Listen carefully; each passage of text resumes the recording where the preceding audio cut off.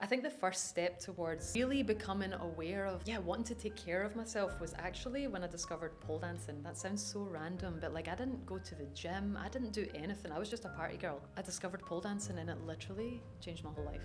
And I had this really weird experience as well. I call it like a future memory, because it's almost like deja vu, but it's not happened yet. So when I went to my first ever pole class and I was looking at the teacher and I had this full body feeling that I was her. Hi, everyone. Welcome back to the Liberate Your Bliss podcast. I'm Chelsea, your host, and today we're stepping into a conversation about the body as expression, not something to fix, discipline, or disconnect from.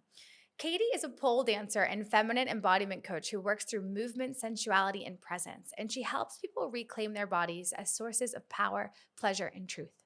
And this isn't about performance. This is about giving yourself full permission. Permission to feel, permission to take up space, and permission to move energy through the body instead of holding it in. And if you've ever felt disconnected from your sensuality, your confidence, or your physical expression, or if those things feel charged or unsafe, this conversation offers a different way in. So let's drop right in. Super excited to have you on, Katie. It's been awesome working with you at the Path for the last few years. How long have you been there, actually? Actually, the path just over a year, or maybe it's been longer than that. I feel like time has gone by very, weird. So I think maybe a year and a half, something like that. And you're from Scotland? I'm from Scotland, yes. Yeah, and what brought you to Bali? I've been coming to Bali for probably about 15 years because I moved to Australia, I lived there for 10 years, and it's like the closest place you can visit, and it's really cheap and amazing. So I was coming to Bali like once or twice a year, and I just fell in love with it. Ended up doing my yoga teacher training over in Bali, and then ended up getting offered a job. This is like maybe 7 years ago, and so I kind of had a little taste of what it would be like to live in Bali, but I wasn't really committed. Like I almost still felt like I couldn't really live there. It just felt like, okay, just like a little opportunity here and there for a month or two. Almost 2 years ago now, I finally kind of made the decision. I say I made the decision to move to Bali, but to be honest, I actually intended to move to Koh Phangan. So that was my intention. Circumstances just kind of unfolded. I ended up in Bali, and then a job arose, and that was it. I just kind of ended up moving here, and I'm really, really glad I did. Koh Phangan is also pretty magical, gotta say. So good choice there for anyone that hasn't been. And Scotland to Australia, how old were you when you did that? I think I was 27. Yeah. And what drove that decision? You know, it's really funny because I always knew I would live in Australia. I'd never been to Australia, never visited, but for some reason there was an inner knowing that I would live there. And I remember I just came out of a 7-year relationship, and I was talking to a friend of mine, and I was saying, I really feel that I want to move to Australia. And she said, well, you know what, do it now, because otherwise you'll meet someone else, then you'll be stuck here. And then of course I met someone else. And then they were offered a job and a sponsorship in Australia, and he asked me, do you want to move to Australia? And I was like, oh, so that's how that's going to manifest. Confirmation. Yeah, so it just, without any effort, it just kind of happened, and it felt kind of magical. What did you do? So at first I was waitressing, just because that's what I've always done. I've always been in hospitality, always been in the service industry. So it just seemed like a natural, I'll just get a job in a cafe, and I did that for a while. But what I found working in Australia was that it felt really different to hospitality in the UK. And I think, I don't know exactly what it was, but something just I just didn't enjoy it as much when I was in Australia.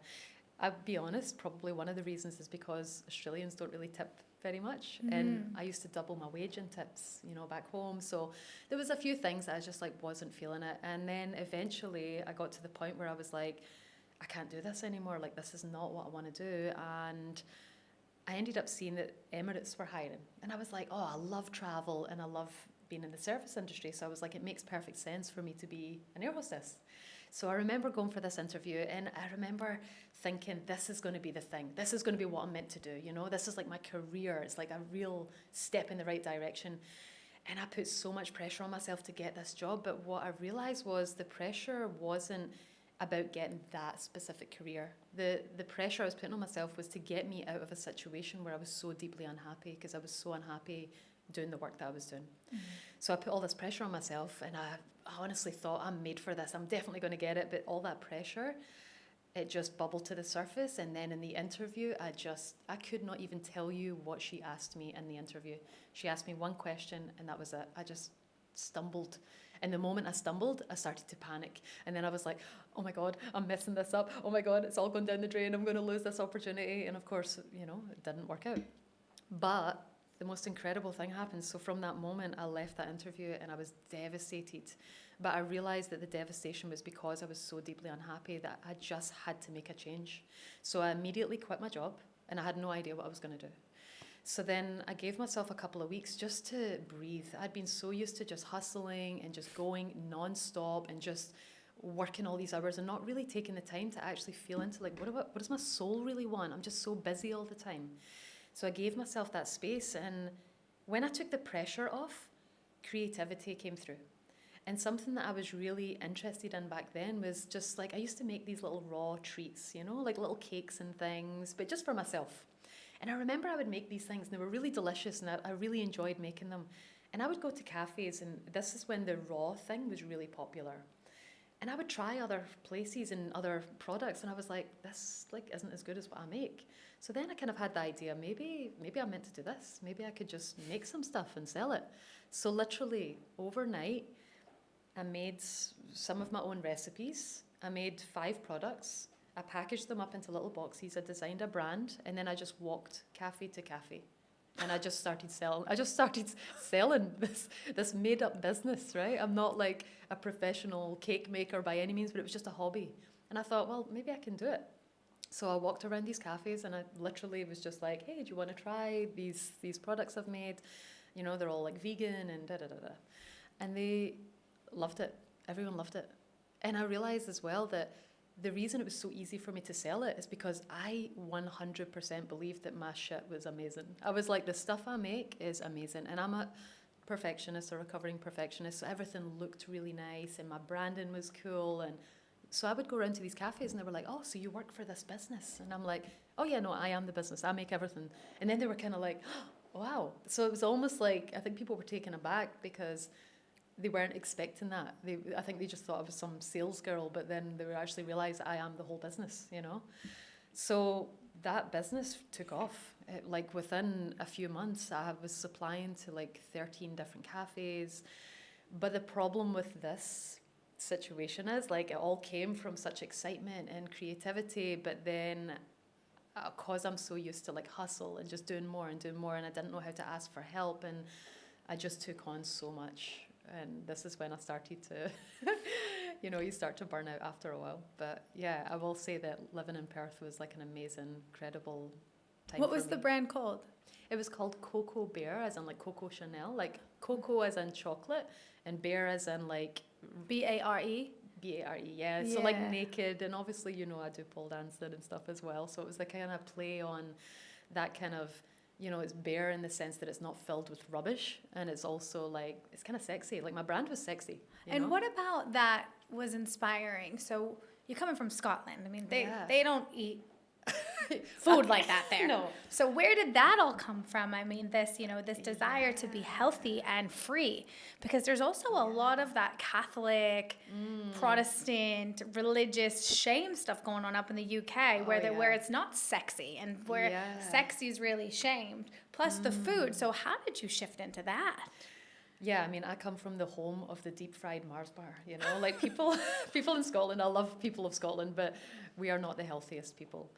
And I think my journey towards becoming more health conscious, I grew up on McDonald's. Like genuinely, my mum took me to McDonald's pretty much every day. Like I'd get in the car from school, we'd go to the drive-thru, and I thought, I've got the best mum ever. And to be honest, it was great. I loved it. But now looking back, I'm like, is that child abuse? I'm not too sure. I love my mum. They didn't know then, though. I don't think they knew. And to be honest, my mum was raising kids on her own, and she, was just trying to get by. Quick, fast, efficient, and we love it. I mean, there's nothing better than a chicken McNugget. I mean, now that I know what's in it, I can't eat it. But my God, I loved the nuggets. And the Happy Meal and the little toy. They marketed that really well. I was living my best life. I thought it was great. And then it was only like years later that, I didn't even really know anything about like fitness or health or anything. To be honest, I was like a big stoner. Like when I left school, I was just like smoking weed and just like didn't really take care of myself. And I liked to party. At the weekends, I would go out, and that was my exercise. My exercise was essentially waitressing, being on my feet all day, and going out partying at the weekend for like 3 days. Like the old benders. I used to cane it. And the thing is, no regrets. I genuinely, like, some of that was the best time ever, you know? I had a really great time doing that. But I just wasn't really, when you're younger, you almost don't have to take care of yourself the same way as you do when you get older. Like, you just bounce back, you know? I could just, like, go and destroy my body and then turn up at work the next day and just be like, hey, cool, just serving people. And it didn't affect me too much back then. We used to say the only way out is back in Yeah. the morning, and I'd just be like, all right, take a shot. We'll have, like, I'm hungover, but it's fine. I'll just take a quick shot, quick line. Let's just go, go for it Just today. get straight back into it. I know. And it's nuts. I think about that now. If I had one night out like that now, I'd be a wreck for 3 weeks. Oh, I know, exactly. So it's, and I used to remember being like looking at my parents, and they'd be like, someday you're gonna understand. And I'm like, why don't you know? And I'm like, I'm gonna be like this forever. I know, yeah. No, but it catches up with you after a while. And I mean, I don't regret any of that time. I enjoyed it. But I think the first step towards really becoming aware of, like, wanting to take care of myself was actually when I discovered pole dancing. That sounds so random, but, like, I didn't go to the gym. I didn't do anything. I was just a party girl. And then I discovered pole dancing, and it literally changed my whole life. Like, that's fascinating. This was in Scotland or Australia? In Scotland, yeah. This was back in 2008. And it called you. Mm-hmm. And how did it make you feel? Like, what was the feeling of it? Was it just like liberating and freeing? Yeah, so, like, the way I found out about pole dancing, I mean, it's been something I'd heard about. Back then, it was still really taboo. Like, it's basically just existing in strip clubs. So you say pole dance and people think strippers, you know? Not that there's anything wrong with strippers. Like, I respect that that's the industry it came from. So I've got the highest respect for strippers, really. So when I first discovered pole, it was, this goes so far back. This is like pre-Instagram, okay? So you know how Instagram's basically there's a feed and it targets the things that you like. So way before that, there used to be a website called Stumble Upon.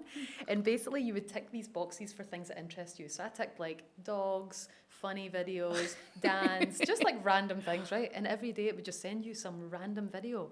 And it randomly sent me a video of the winner of Miss Pole Dance Australia 2006. So this is 2008, I discovered this.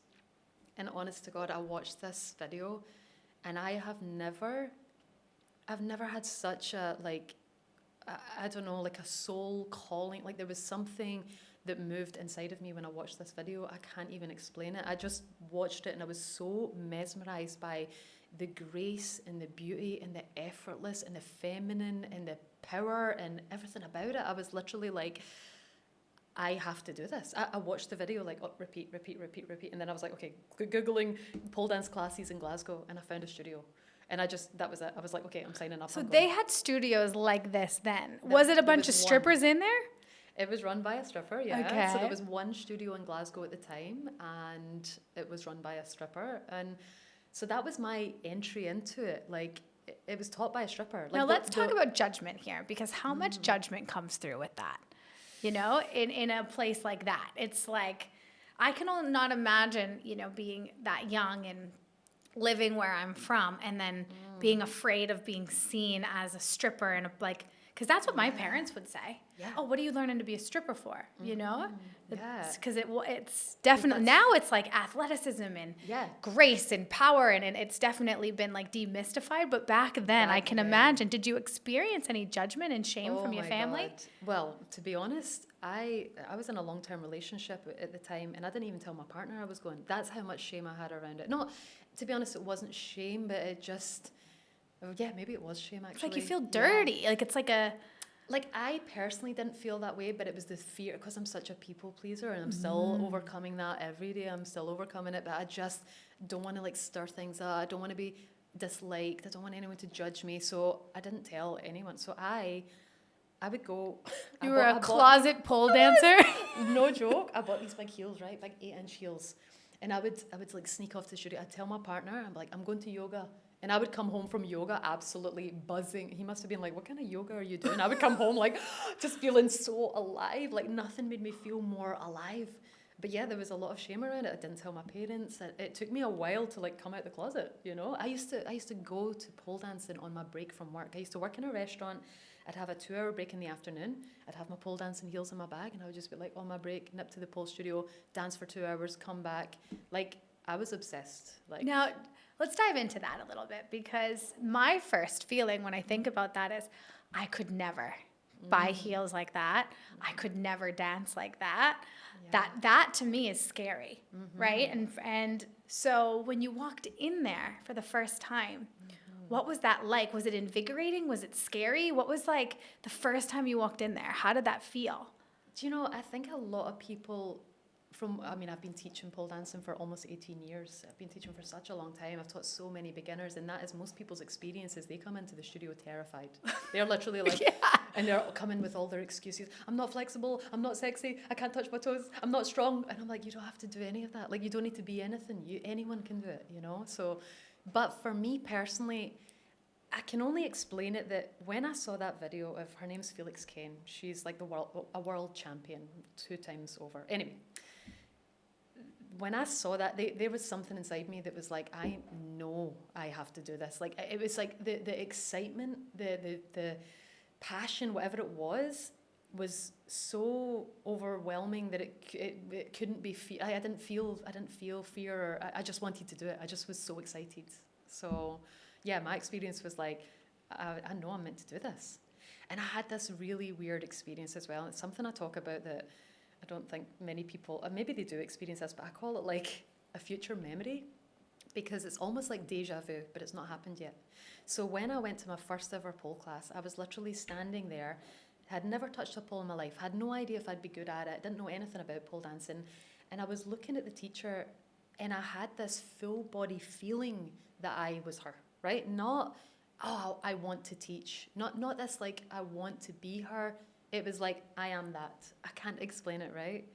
But that was the feeling I had, just this strange feeling of like, oh, I'm the teacher or something. And then within 3 months, I was teaching. No way, yeah, 3 months? Within 3 months, because I was going there every day. I think at the point, the owner of the studio was just like, you're here all the fucking time. You may as well just be a teacher. Because I was just coming every single day. Every single day I was there for hours on end, just like, and I only knew like 4 things. I would just practice and practice and practice. So like I developed the skills quite quickly because I was just so obsessed, and it wasn't like I was having to put effort into it. I was just having so much fun that it was lighting me up every minute. I was like, oh. Isn't that the way though? I mean, if you could just follow what lights you up, I say this all the time, life becomes a beautiful journey. Exactly. And it's your present, because you actually want to be there. Most of the people that are spending their life in their head, it's because they're not doing what they want to do, because they're judging themselves and shaming themselves. So I find it really amazing that you had this calling and you stepped in and faced the fear within 3 months teaching it. I know.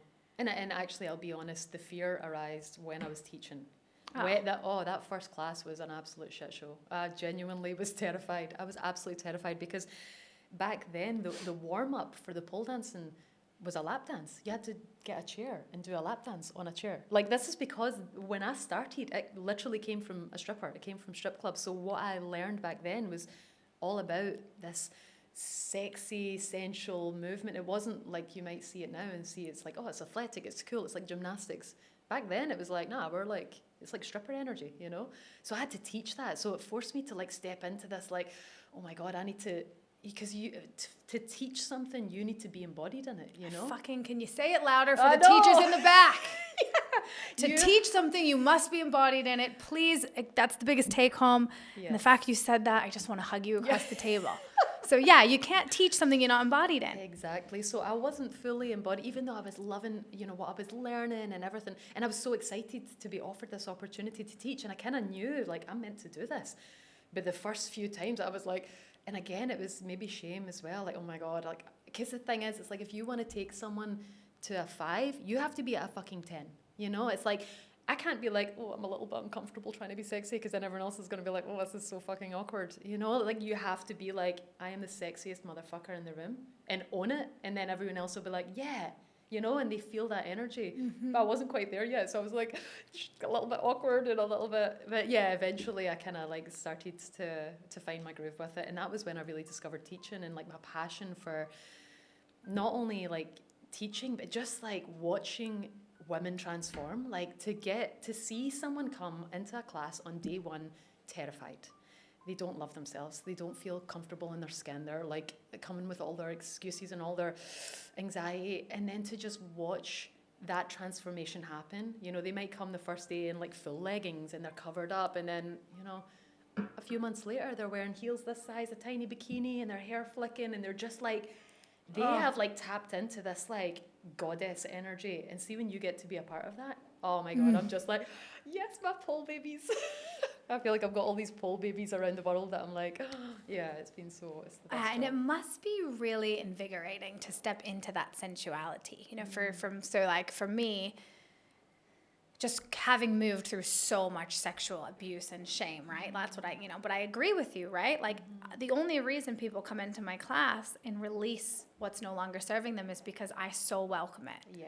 Because I've been there, So it's amazing to say, like, yeah, here I am. I'm stepping in front of this room, and I'm gonna embrace all these parts of me, and I'm gonna let myself be fully seen in my sexuality that is so shamed. Our sexuality is so shamed. Oh my God, I know. I couldn't imagine. Like, my friend runs a dance class, and she invites me all the time. I'm like, I can't move like you. I'm gonna be embarrassed. And I think the biggest thing is I'm actually more scared of women's judgment than I am of the masculine. Like, I can be pretty sexy in the bedroom, I think. But when it comes to, like, being sexy in front of women, because I fucking judge women, I'm going to not, Yeah, right. I do, because of that, just the program. So it's really a testament. I don't mean I judge. It's just, I judge me. Exactly. It's not about anyone else. It's just, I judge my sexuality. So how do you move people through that? They come in, they're scared. Like, what is the process for that, for somebody? Yeah, I mean, it's a lot to go through. I mean, as I mentioned, like, I didn't even tell my parents. I didn't even tell my partner for for the first month. I didn't even tell him. And then eventually I got a little certificate for my first month of pole dancing. I was so excited, I just had to share it.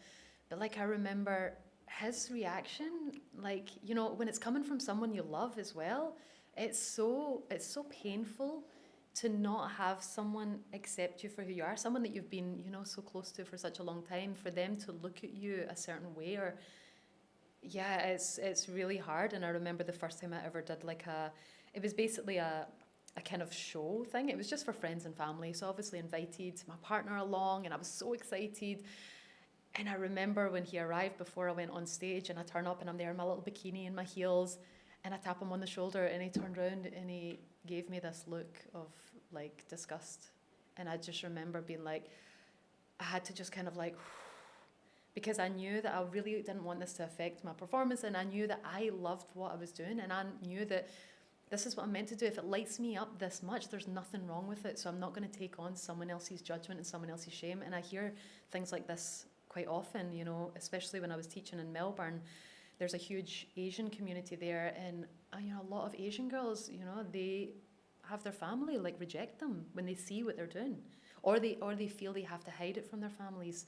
So this is like quite a common thing. It's like, I feel like I was put in a position where I had to choose my relationship or pole, and I was like, well, pole's lighting me up, and you're judging me, so that relationship didn't last, But it's much harder if it's your close family, if it's like, this gets into like survival stuff. Of course, and then the safety, and of course all of us want to be heard and seen and loved for who we are. We don't want to hide any parts of ourselves. So how do you address, that desire, but also the safety aspect of what this hobby brings in from men, right? So coming from like, you showcase the little bikini and that feels really sexy, but what about the safety aspect of where and how you share this skill? Yeah, well, I feel like, honestly, the pole community is like the most supportive. And it's so funny because you would think a mainly female-dominated world would be really like catty or bitchy, but no, it's not. Honestly, like, it is the most supportive community I've been a part of. And obviously I've got my yoga community and all these different, support networks, but pole is just like, the girls like have each other's back 100%. So I think there's already that safety there, because like everyone's just like cheering each other on, wanting each other to do so well. And the thing is, pole dancing is not, okay, in the strip clubs it's for men, it's for a purpose, it's a job. But when you're doing pole in a studio, you're doing it for you. And it's like, when you dance for you and you have the support of a tribe, and there are men that do it as well, but it's predominantly female. When you have that support, honestly, it's like, your confidence, and it's not even just confidence, it's like self-esteem. Like, you really, like, if you can wear a bikini and dance in a sensual way and feel that support from women, it's like, why wouldn't you feel safe, Yeah, that's sister wound healing for sure. Yeah, It's so powerful. And I think a lot of what I've discovered through pole as well is like, you know, learning not to abandon yourself, you know, like when we deny certain aspects of ourselves, like our sensuality, our sexuality, like we're shutting off a whole part of us that's just longing to be held and witnessed, you know. So it's like if we deny a whole aspect of ourselves, of course we're not going to feel whole. So for me, it's like that is an important part of pole dancing as well. It's like this empowerment is reclaiming a part of yourself that, you know, people might shame you for, you know, people might throw their judgments on you, and for you to be able to hold yourself in that, like I did when my boyfriend looked me up and down with disgust, and I was like, you know, that's what pole taught me, is like, no, you know, like I am like powerful and I'm gonna own this, you know. So How amazing is that? yeah. How quick did that relationship end? It was probably another couple of years or something after that, but you know, like when something shifts and you felt that energy, or you know, Never goes back. Yeah, it's hard. I know, and I don't like to say like I chose pole over my boyfriend, but really I chose myself. Is what I did. Yeah. You chose authenticity. Yeah, and honestly, the path that pole dancing led me through in my life, like I don't think I would have achieved half of the things I've achieved if it weren't for the confidence and the self-esteem and the embodiment that pole gave me. Does that, now being single, does that bring up fears when you meet somebody of sharing this part of yourself still to this day, or have you kind of moved through that? I've been single now for almost 7 years, and I think I've had these little tests along the way. You know, it's like I've not really been in any relationships, maybe like a 1 month something situationship. And they've all been these tests of like, are you going to abandon yourself, you know? Because the temptation to, you know, I think when you've spent your whole life craving connection, when you've maybe not felt that from your childhood, and you'll do anything to get it. But I've spent my whole life abandoning myself. You know, this is how I ended up completely burning myself out, and how my whole life kind of fell apart. It's because I didn't know how to put myself first. I was always doing everything for everyone else. It's like, if my partner wants to be with me, but I don't want to be with them, but they've not done anything wrong, so of course I'll just stay. Or there's the friend that's kind of taken advantage of me, and I'm like, okay, but she needs help, so like, of course I'm going to support, and of course I'm going to do whatever I can. And then there's the job that's asking too much of me, and I'm like, well, I don't want to let anyone down. So, I mean, talk about I was like the ultimate people pleaser, just a total yes person. Every time I said yes, I'm like just torturing myself on the inside. So I did that for such a long time, and I feel like now, after years of the inner work that I've done in myself, and you know, all the other practices that I use, now it's so unlikely that I'll abandon myself. Good. Because when those tests come, they disappear like that. Like the universe just removes people out of your life really quickly when you just don't take any shit, you know? It's like you really do get these tests, and if you're not quite there yet, like, and if there's nothing wrong with like going back into these old situations if there's a deeper lesson to learn, but I feel like where I'm at right now is I'm very clear on like what doesn't feel right, and you know, it's a quick. Well, you're in your body. Yeah, exactly. You know, you're not in your head trying to be liked. You're fully in your body. And I think if the pole dancing has given you that fuck yes, right, that fuck yes feeling, you know what it feels like to be lit up. And if a relationship doesn't, or a friendship doesn't, or a career choice doesn't light you up, you now actually have something that does. I think a lot of people don't ever give themselves the chance to have that thing, you know, that lights them up, or they lose what lights them up. Like, for example, you know, like I played soccer. I was the best at soccer forever. That lit me up. And then when I lost that, the only thing that lit me up after that was cocaine and alcohol. And it took me until I found my spiritual journey of what lights me up now is helping other people. But like, you know, finding that thing and holding on to that and not abandoning yourself through it is huge. Yeah, absolutely. And actually, I just want to mention as well, like when I talk about how my partner at the time, when I discovered pole dancing, and he had this reaction, I think a small part of it was the fact that I was doing something that was very sexy and sensual, and maybe that made him a little bit uncomfortable, because perhaps he didn't want other people to see me that way, because maybe he didn't want me to outgrow him or something like that. But I actually believe that the main discomfort that he was feeling was because all of a sudden we were on the same plane, you know. We were just like, we get fucked up at the weekend, we smoke weed, we hang out, we don't do much, you know, where we're here. Then all of a sudden I found something that I was like this is the best thing ever. I was just like, I am so passionate about this. I just want to live and breathe and talk and just be pole dancing all the time. And I think that's what was the most confronting thing for him. He was like, I don't have that. He was working a job he didn't enjoy. There was nothing that was lighting him up. And I think it was too confronting for him to see me every day lit up. Because the thing is, when you light up, you're going to make people uncomfortable. That is going to be the big shining light people don't want to fucking see. And they're just like, can you just cloak that? You know, Yeah. Can you dim your light so I can shine too? I hate that, you know, and it's like, you know, if you're in your light, you're shining right on their shadow. You're going to bring up those shadow parts of them. I remember that my ex-boyfriend from high school, when I went and played D1 for college soccer, he was a hockey player, but he never actually fully got committed to playing, right? And I think when I went and I was fully going for it and I was in it, I couldn't give him the attention because I was giving my attention to that. And then that just put the light on the fact that he didn't get there. Yeah. You know, and he didn't have that thing. And then the friction starts. And that's when it's like, you know, again, I was abandoning myself in soccer to try to make him happy. And then I'm like, I can't do this anymore. Exactly. And I feel like that theme has moved through my life until I got to a point where I was like, this is who I am. I know who I am in my full expression of me. And I always say this to my partner now. I say, you know, I'm going to choose me for the rest of my life. I want you to choose you. If we choose ourselves and we like and enjoy the same things, I'll love you through that entire process, right? But we need to be making sure that we're both authentically choosing ourselves first and we're fully lit up. Yeah. Because otherwise, I can't be your light and he can't be my light, you know? And I think what happens is sometimes when we light up like that, we can attract someone that's really dark because it feels good to help the younger version of self. And you have to be conscious enough to be like, okay, no, been there, done that. I see you. And the thing is, when you've lit up from that dark place, you know how to get there. And you can, of course, you can inspire other people to get there. But that's not partnership. Yeah. That's wounded healing. Oh God, yeah. You're speaking right to a part of me. Like a few years ago, that was my exact experience. I attracted just exactly what you said there. It's like when you're so light, like the partner I attracted at that point, when I was so radiant, I was like in my power. I was like in leadership. I was guiding women in my like 8-week programs, and I was like holding space, and I just felt so.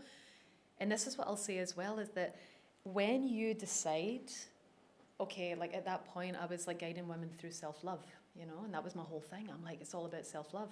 And I really felt that I embodied that. And then what I attracted was a partner that was like the polar opposite. But what it did is it like unraveled me. And I was amazed to see how like I went from this like radiant, you know, self-worth, like totally, I really felt embodied in it. And then it's like I attract this situation that completely tore everything apart. And it just showed me like, oh wow, it's like when you decide I'm going to step into this leadership role to guide women in this, the universe is going to be like, okay, but are you really fully embodied in it? Like we said earlier, it's like you need to be embodied in it. And I thought I was. Yeah. I was like, yeah, I'm in my power. I'm like this bright light. And then all of a sudden I just like fell apart. Mm-hmm. And I was like, wow, it's like, it was incredible to me that like that initiation, you know, it's like when I decided that's what I wanted to do, it's like, okay, are you ready for it? Because obviously I wasn't. I still needed that extra lesson. Well, it sounds to me like we healed a lot of the mother wound in the embodiment of what was going on, but what else was in the shadows was the father wound, right? Oh, yes. And that's what's in. Now, again, we have these, every person that exists in humanity has a mother wound and a father wound. How we decided we received love. If the father was abandoned, you know, because you just said your mom was raising you by herself, you know, that part of us is always going to be seeking a man that didn't choose their family. But a man that doesn't choose their family didn't choose themselves. Mm-hmm. So then that's the mirror of the relationship that we'll attract to show us. And then, like you said, when we step into teaching, it's a next fucking level, the initiation. Because it's like, now I'm holding space for you. Shut us for this.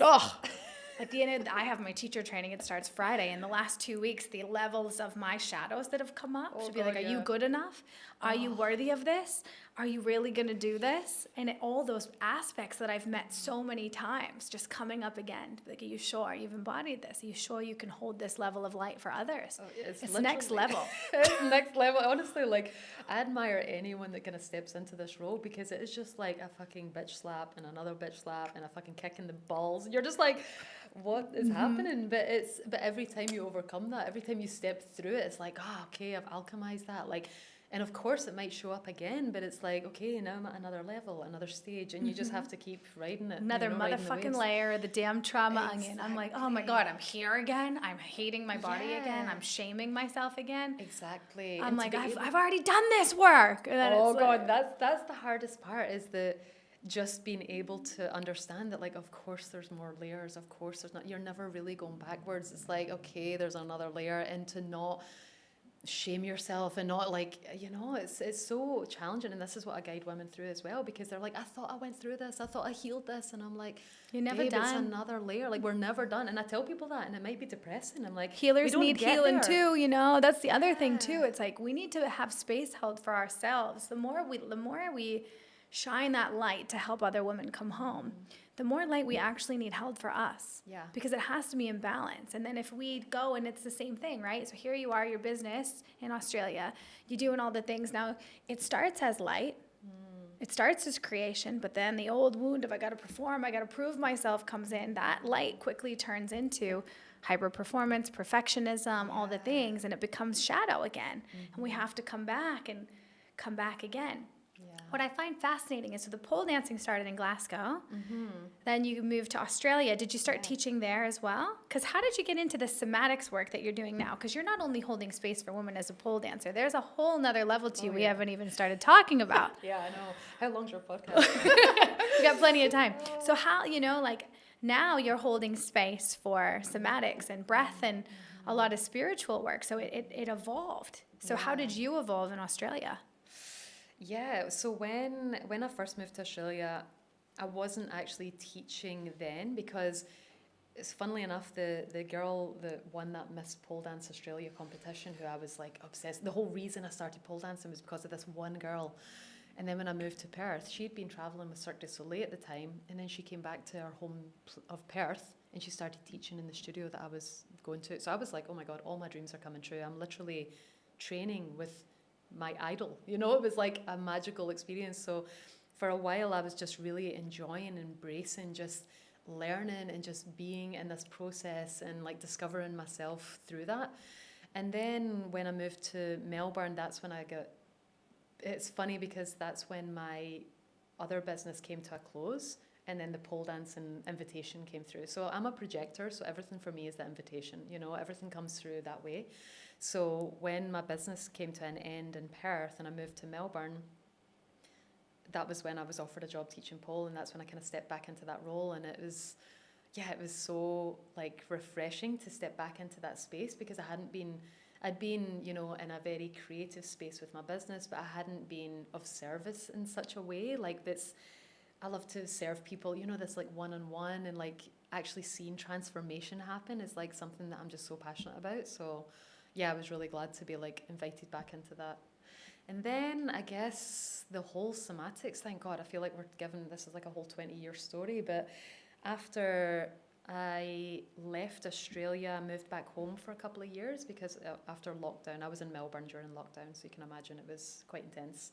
Hadn't seen my family in a couple of years, so I decided to move back home. My dad wasn't well, and I'm so glad that I had that time back home. There's something about like even just reconnecting to your roots and grounding, and something about reconnecting to Glasgow as well. Like Glaswegian people are just so down to earth and real, and like tell you how it is, and there's no pretending, there's no putting on a performance. Everyone's just pretty authentic, so it was really refreshing to be back in that energy of like, oh yeah, like to just drop into that, like like I feel like for such a long time I was wearing a mask in different roles, even just living in Australia, I'm like wearing a mask of like the business owner, wearing the mask of the pole dance instructor, and then you go home for a while and you're like, I could just take that off.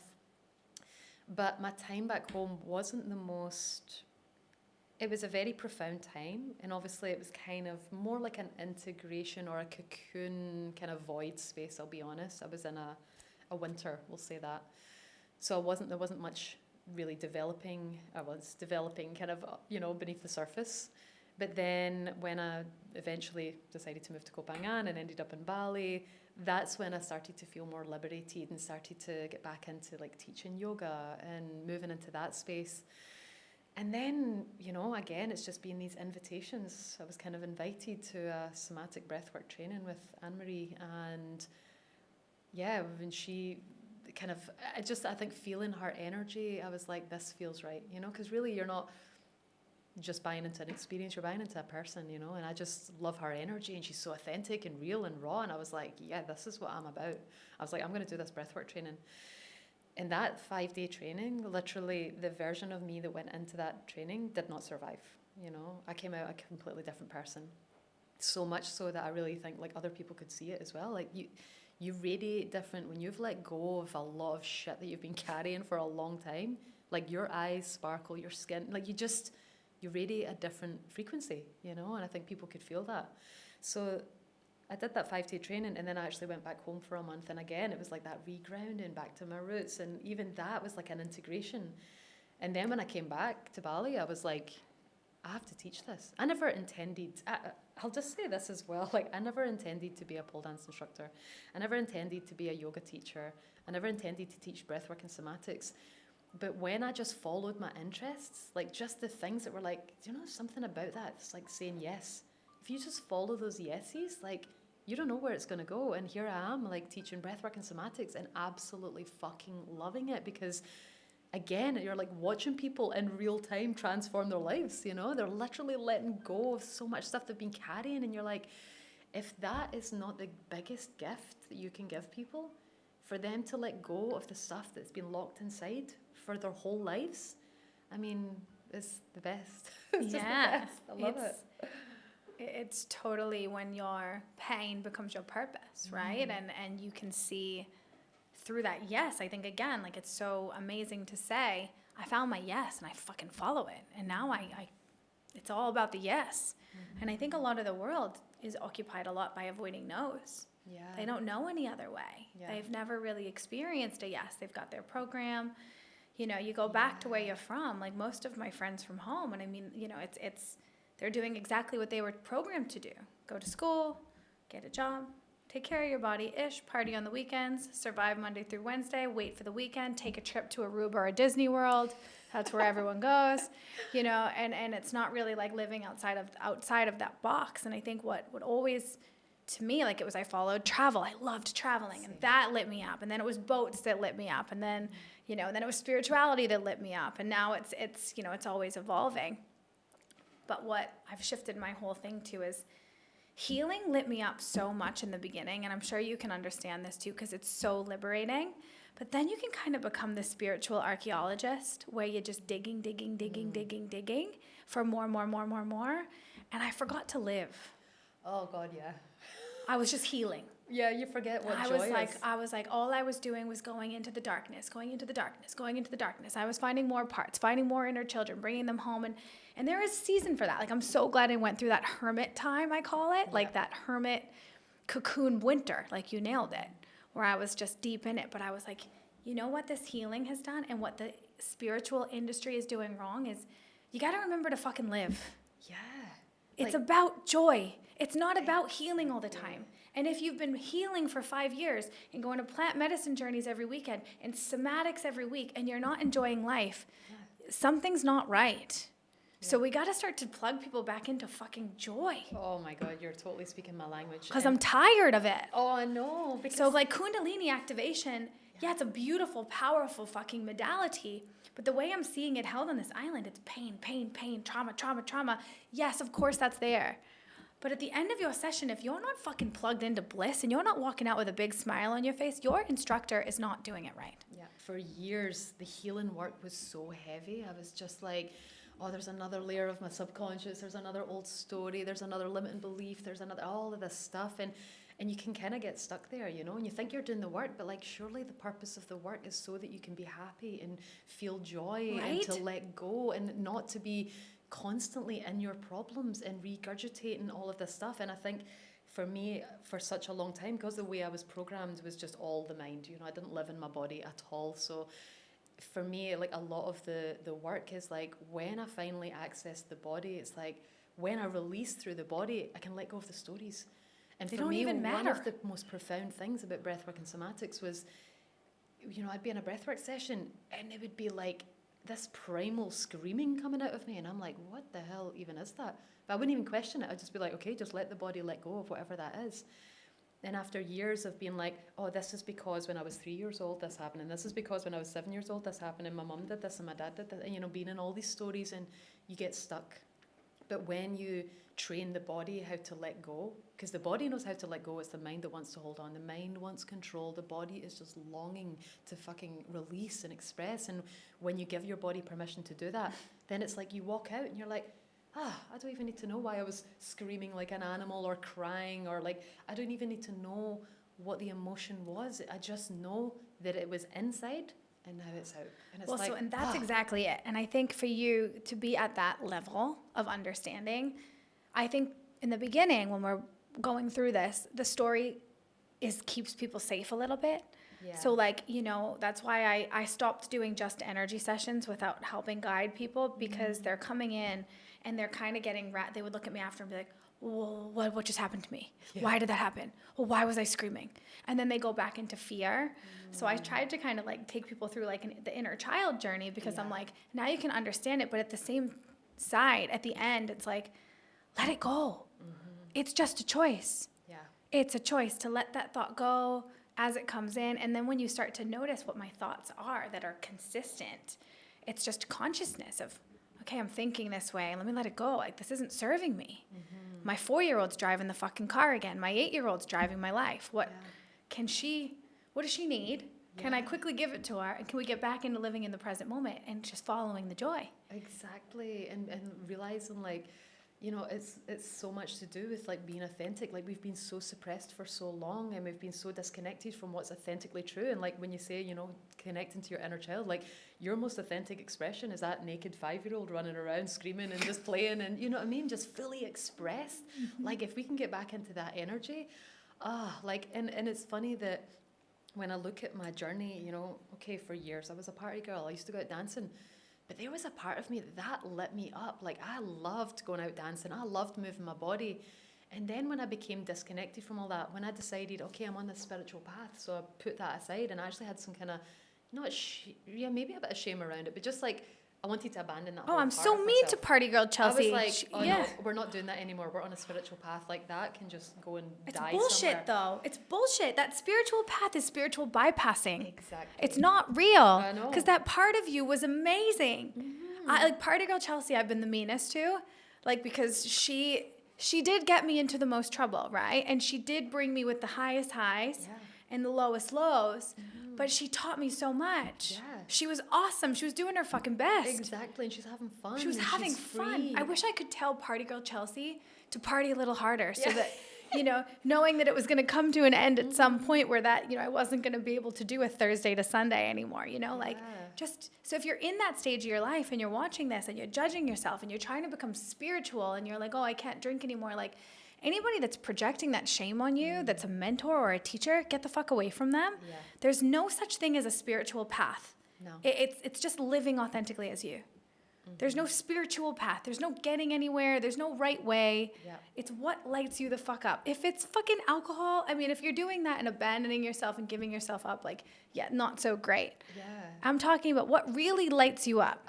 But also I think giving yourself permission, giving yourself some grace, okay, let yourself go and have a glass of wine if you want. You don't have to. I think people buy into these identities, and this is something that I used to do, I used to be like, I identify as I'm the pole instructor, I've got this certain image to hold, so I have to be perfect, my body has to be perfect, and everything has to, and it's I'll be honest, it is so exhausting wearing a mask, a mask of perfection, a mask of whatever. At that point in my life, I was also vegan, and I was very identified with I'm vegan, and I don't do this, and there's nothing wrong with that, but when you make something your identity, and you shame yourself for anything outside of that, I had so much judgment towards myself, and actually, when I had my kind of breakdown moment of 7 years ago, one of the things I had to let go of was veganism, because it just felt like I was putting this extra pressure on myself, and I kind of forgot why I was even doing it. It just became this identity that I was clinging to, and I just had to liberate myself and just be free from everything for a while, you know?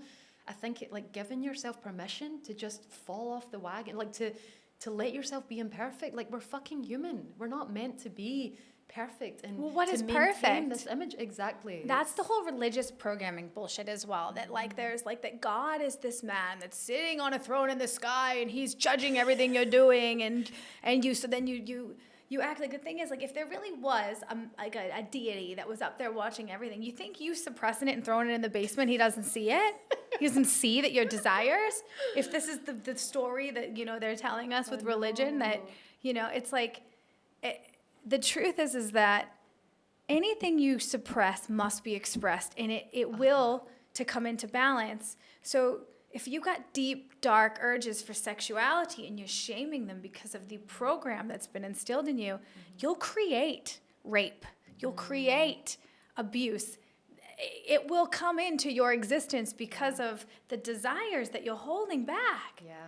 It will manifest. Yeah. And it's like if you resist, whatever you're resisting, of course, is going to be brought to the surface. It's whatever you're really deeply, darkly thinking about. Yeah. You know, no matter what you're trying to suppress it. So just don't suppress it. Find ways to be sexual. That isn't giving your body away late at night after having 10 shots of tequila. That's what I would do. I'd be like, oh no, I don't do that. I don't sleep with men. I don't give myself away. After 10 shots of tequila, a few lines, it was you know, but deep down I had like sexuality, urges of like that Kundalini energy. That is sexuality. And that energy is creativity. Yes. And it's expression and it's flow and it's so fucking shamed. So then what was it? Obviously it was going to come out. I was a closet whore. And it's like, I may as well have, you know, and then I sit there and I'm like, oh, I would never pole dance. I would, but like, what if you express that energy in a healthy way? That's what pole dancing That's what it, you know? Yeah, pole dancing does that for so many people as well. There's a lot of like overcoming sexual shame, you know? Yeah, and like, body shame, I'm sure. Yeah, oh God, yeah, absolutely. That's one of the most profound things, I think, for a lot of women is that we're all told, you know, to hate our bodies. Like, you know, I grew up with a mum that she hates her body. She absolutely hates her body. And she's like smaller than me, you know? I'm like, how can you hate your body? She's had 5 kids and she's like so petite and she looks amazing and she still hates her body. And I think that's part of the reason why I'm so deeply passionate about this work of like empowering women to really love themselves. Like not this like fluffy, but like actually be like, I'm a fucking gift. Like I couldn't imagine like speaking so harshly of myself. I mean, of course, I still get moments where I'm like, oh, you know, I don't feel great or whatever, but I feel like I very quickly catch that in the moment. I'm like, as if like, don't you dare speak to me like that. You know, I'm like talking to myself. I'm like, I'm not doing that. And it's because my mum spent her whole life hating her body. And it's just made me so like, I will not do that. You know, I'm not going to live my whole life like that. Do you catch yourself in those moments though, where you're doing that and have to be like, oh my God, my mom? Yeah. I catch myself and it's like, you know, because this programming that we receive, it's not even like direct. Like my mum would never have said to me, even if I was like completely overweight, she would never have said to me that I was overweight. But you watched her hate her body, and this is what people need to understand. It's not what we're told, it's what we see, it's what we absorb. See. Yeah. And when I would see my mum like judging other women, she'd be like, oh, she shouldn't be wearing that, or oh, like she's so, look at how fat she is. You know, it's like I mean, obviously we're in a very different generation. My mum is a lot older, and you know, I understand where she's coming from. I totally get it. But like, you are always learning everything from like those people that you love. Like, you're just absorbing everything like a sponge. So what I learned when I was growing up was like, can't be fat. And like, and my mum would also like call people stupid. So I'm like, okay, I can't be stupid. She'd never call me stupid. But that was the programming that I grew up with. So of course I felt fat and stupid all the time, you know? Like that's literally how I felt. I was like, oh my God. Biggest fear is becoming that, so we become that. Because that was like the day and age when like women got freedom to start voting and start working, and they weren't housewives anymore, right? It kind of shifted. Yeah. At that time for them, there was like a movement and then an expectation in how you need to look in order to have power and how to be seen in the workplace. And so you got to remember all those collective humanity things are going on, right? But then we're little kids and we idolize our mom, and then our mom is a certain way, and then we become that. Like my mom was on a diet my whole life. Oh, same. Yeah, same. So I've been on a diet my whole life. I have to catch myself now. I had to throw my scale away. Yeah, I honestly think that is what pole dancing gave me, was it helped me transform all of that, because I think I did grow up with, I mean, I left home pretty early. So when I was like 16, I left home and I traveled a lot. And I think for me, even just kind of breaking out of the, the kind of confinements of the family orientation, like I got to explore the world. So I feel like from quite a young age, I started making my own identity. But that program runs deep, Oh. So I think for me, a lot of the pole dancing and stuff like that was helping me, transform that energy of being like, I'm a fucking badass. Like, I can do this cool shit on a pole, and I can wear heels, and I can feel sexy. And it just, like, it really liberated a lot of that stuff that I'd been carrying from the past, and from my mum's stuff. And in a way, I feel like, by me healing that part, whatever you heal can also go back in generations. So I kind of like, I'm doing it for my mum as well, Of course. whether she feels it or and not. all I'm your like, siblings, and yeah. it's unbelievable. So you really believe, as a pole dance instructor, that anyone can do it? Oh God, yeah. Yeah, absolutely. I've taught so many varieties of, like, male, female, like people that are, they say they're too tall or they're too small or they're too weak or whatever they say that they are too this. Nobody's too anything. Anyone can do it. Yeah.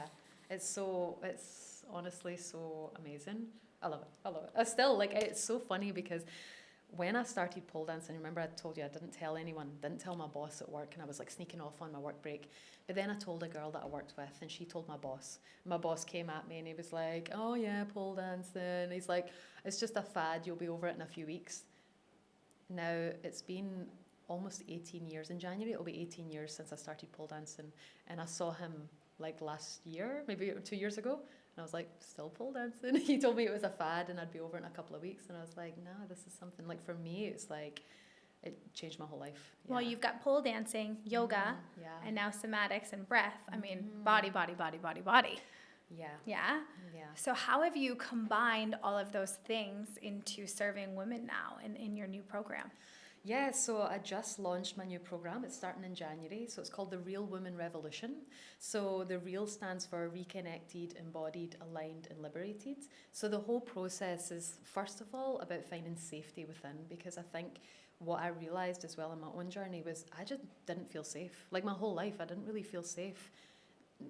Not that there was anything that was making me feel unsafe, but I'd never been taught how to feel safe. So I just always felt a bit overwhelmed and a bit anxious. So kind of step one is like reconnecting to the body, finding safety within, and then moving into that embodiment piece. Like, how do we work with the body? Like, tapping into what you intuitively know inside. And so a lot of the work that I do is we weave in all of these different things, to find alignment with what's true for you and to find liberation, like to free yourself from the past. So I use a variety of, like, yoga, meditation, somatics, breath work, and also some kind of mindset, more subconscious mind work. But this is what I've kind of put together in this 8-week process. I've transformed my own life. I'm basically offering everything that I've used to transform my own life to help people find, like, what's really authentic. Like, what does it mean to really be me? Love this conversation. How can people work with you in the future? So, yeah, you can find me on Instagram, Embodied Movement, meant with an A. And yeah, I'm really, like, stepping into this new program. I'm so excited, and I've got a few women signed up already, and I really feel like a good few more. So if you want to work with me, we can do the group program, or I also teach yoga here, and one-on-one pole dancing as well. So yeah, there's lots of different ways to work with me. I have limited capacity for, like, one-on-one coaching work as well, but I feel that the real revolution is, like, where it's at. So amazing. Well, I'm definitely coming to pole dance with you. Yeah, so let's please. do that. Yeah. Thank you for being on. I'll definitely, I feel like we could have gone on for hours. So thank you for being here. Wow. My biggest takeaway from this episode is that embodiment is not a concept. It's truly a practice. And if you're looking for embodiment, Soul Path Mastery is definitely where to begin. We learn how to inhabit the body fully, including pleasure, emotion, power, and vulnerability without all the shame or force. And for those of you who feel called to guide others through embodiment, movement, or somatic healing, our teacher training offers a grounded, ethical, and deeply embodied pathway to do that work. You don't need to fit a mold. You just need to trust your body, trust your calling, and listen to your intuition. And if this episode opened something in you, the next steps are in the show notes. So read below and reach out.